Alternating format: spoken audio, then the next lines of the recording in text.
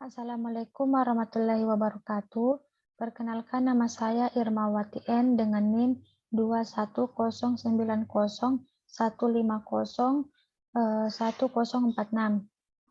Akuntansi S1 kelas C. Di video ini saya akan menjelaskan tentang konsep dasar ilmu ekonomi. Langsung saja, soal yang pertama. Apa yang menjadi konsep ilmu ekonomi? Konsep ilmu ekonomi membahas tentang pengertian ilmu ekonomi, kegiatan ekonomi, tindakan ekonomi, motif ekonomi, metodologi ilmu ekonomi, masalah ilmu ekonomi, penggolongan ilmu ekonomi, dan manfaat ilmu ekonomi. Kata ekonomi berasal dari bahasa Yunani, oikonomia, yang terdiri dari kata oikos yang berarti rumah tangga, dan nomos yang berarti aturan. Jadi, oikonomia berarti aturan atau manajemen dalam rumah tangga. Ilmu ekonomi merupakan ilmu yang mempelajari cara manusia berusaha untuk mencapai keseimbangan dalam memenuhi kebutuhan baik yang bersifat jasmani maupun rohani. Yang kegiatan ekonomi ada 3, yaitu produksi, yakni salah satu kegiatan yang berkaitan dengan berbagai usaha untuk menambah nilai guna dari barang dan jasa. Yang kedua, konsumsi, merupakan aktivitas yang berkaitan dengan penggunaan barang dan jasa. C, distribusi, yaitu suatu kegiatan yang berkaitan dengan penyebaran barang atau jasa yang diproduksi. Selanjutnya, tindakan ekonomi. Tindakan rasional ialah yang berkaitan dengan usaha manusia dalam menentukan pilihan terbaik, menguntungkan, dan sesuai dengan kenyataan. Tindakan irasional adalah yang berkaitan dengan usaha manusia dalam menentukan pilihan terbaik, menguntungkan namun tidak sesuai kenyataan. Motif ekonomi. Motif intrinsik ialah alasan atau tujuan yang bersumber dari diri sendiri untuk melakukan tindakan ekonomi. Motif ekstrinsik merupakan suatu alasan atau tujuan yang bersumber dari orang lain untuk melakukan tindakan ekonomi. Selanjutnya, metodologi ilmu ekonomi. Metode induksi, yakni salah satu metode yang dilakukan berdasarkan berbagai kejadian ekonomi yang disusun secara sistematis sehingga mendapatkan kesimpulan secara umum. Metode deduksi yaitu salah satu metode yang dilakukan berdasarkan teori ekonomi yang dianalisis dan dipelajari untuk mendapatkan kesimpulan khusus. Selanjutnya, masalah ekonomi. Masalah ekonomi terbagi menjadi 2, yaitu menurut aliran klasik. Pokok masalah ekonomi menurut aliran klasik ialah produksi, kegiatan manusia untuk menghasilkan barang atau jasa. Distribusi, kegiatan menyalurkan barang atau jasa dari produsen ke konsumen. Dan konsumsi, kegiatan manusia mengurangi nilai guna suatu produk, yaitu barang dan jasa. Yang kedua, menurut aliran modern. Pokok masalah ekonomi menurut aliran modern adalah what atau apa, how bagaimana, dan for whom untuk siapa. What berarti barang dan jasa apa yang akan diproduksi dan dalam jumlah berapa. Penggolongan ilmu ekonomi. Ekonomi deskriptif. Kelompok ekonomi deskriptif bekerja dengan mengumpulkan informasi-informasi atau keterangan faktual mengenai masalah ekonomi, serta menggambarkan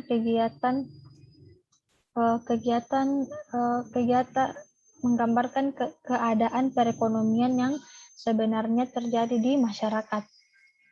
Teori ekonomi. Teori ekonomi merupakan ilmu yang mempelajari secara teoritis dan konsumen dasar perilaku individu dan masyarakat dalam menentukan alokasi atau sumber daya yang langka dalam upaya memenuhi dan meningkatkan kualitas hidupnya.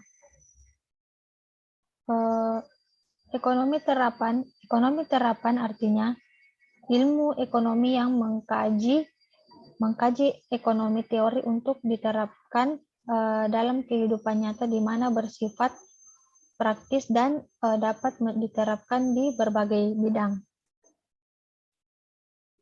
Manfaat ilmu ekonomi. Manfaat ilmu ekonomi yang pertama, mengajarkan cara berpikir yang dapat digunakan setiap hari ketika perlu mengambil keputusan. Yang kedua, untuk memahami masyarakat dengan lebih baik. Yang ketiga, untuk memahami persoalan-persoalan global. Soal selanjutnya, apa yang Anda ketahui tentang konsep ilmu ekonomi? Ilmu ekonomi adalah ilmu sosial yang mempelajari aktivitas manusia yang berhubungan dengan produksi, distribusi, dan konsumsi terhadap barang dan jasa. Soal berikutnya, apa pengertian dan tujuan ilmu ekonomi? Ilmu ekonomi merupakan salah satu ilmu yang mempelajari perilaku individu dan masyarakat yang dapat membuat pilihan dengan atau tanpa uang, menggunakan berbagai sumber terbatas dengan cara atau alternatif terbaik untuk bisa menghasilkan suatu barang dan jasa sebagai pemuas kebutuhan manusia yang relatif tidak akan terbatas.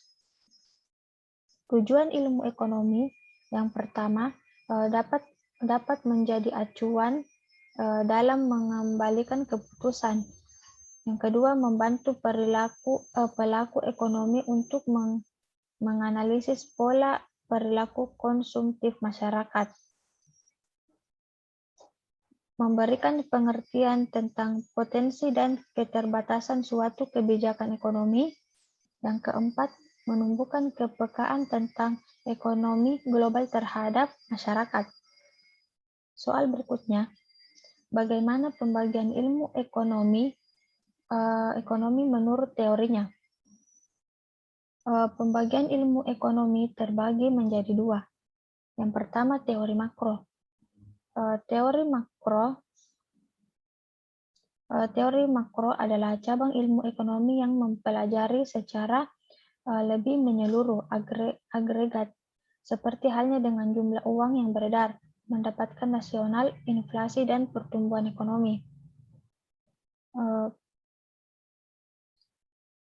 Ekonomi makro memiliki beberapa kebijakan dari yang diantaranya seperti kebijakan fiskal. Kebijakan ini mengatur tentang pendapatan dan pengeluaran dari suatu negara. Pendapatan negara dapat dihasilkan dari pemungutan pajak yang dilakukan oleh setiap warga negara. Selain itu, pendapatan negara juga dapat dihasilkan dari hal di luar dari non-pajak seperti denda, lelang, gratifikasi, dan pemberian dari negara lain. Kebijakan moneter, kebijakan ini juga kebijakan yang menjadi pembeda dari ekonomi mikro dan makro. Kebijakan moneter ini memiliki fungsi untuk mengukur sebanyak apa dana yang dikeluarkan oleh bank sentral yang ada di Indonesia terhadap masyarakat Indonesia. Jika terjadi perputaran uang yang semakin banyak tentunya akan mempengaruhi perputaran uang yang semakin banyak dan akan berpengaruh pada tingkat inflasi sehingga menyebabkan pada tingkat inflasi sehingga menyebabkan harga suatu produk menjadi lebih tinggi. Kebijakan segi penawaran, kebijakan ini memiliki fungsi untuk menyeimbangkan neraca keuangan dalam sebuah perusahaan maupun negara. Karena jika banyak perusahaan membutuhkan orang yang ahli dalam bidang ilmu ekonomi, dengan ilmu tersebut diharapkan segala pengelolaan keuangan terutama yang berkaitan dengan produksi dapat ditekan seoptimal mungkin dan tetap dapat menyeimbangkan kualitas produk sehingga produk yang dihasilkan dapat lebih berkualitas. Yang kedua, teori mikro adalah cabang ilmu ekonomi yang mempelajari tentang variabel-variabel dalam lingkup ekonomi yang lebih kecil, seperti perusahaan, perilaku konsumen, permintaan, dan penawaran produksi, harga, dan lainnya. Ruang lingkup ekonomi mikro, yaitu teori harga. Teori harga adalah awal dari proses permintaan dan penerimaan suatu barang maupun jasa. Akan berpengaruh dengan harga produk yang dijual, karena sebelum menentukan harga, pastikan terlebih dahulu untuk melakukan riset terkait apakah harga yang sudah dipilih terlalu tinggi atau sebaliknya, malah terlalu rendah. Teori produksi. Teori ini adalah salah satu perbedaan dari ekonomi mikro dan makro, karena ekonomi makro tidak memiliki teori produksi. Teori produksi ini perlu diterapkan sebelum menentukan harga.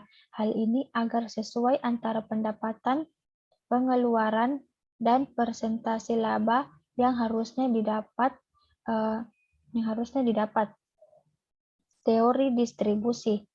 Perbedaan lainnya adalah teori distribusi. Teori ini secara umum membahas pengeluaran yang dikeluarkan oleh badan usaha untuk kebutuhan seperti pembayaran upah maupun gaji kepada karyawan yang telah selesai mengerjakan tugasnya.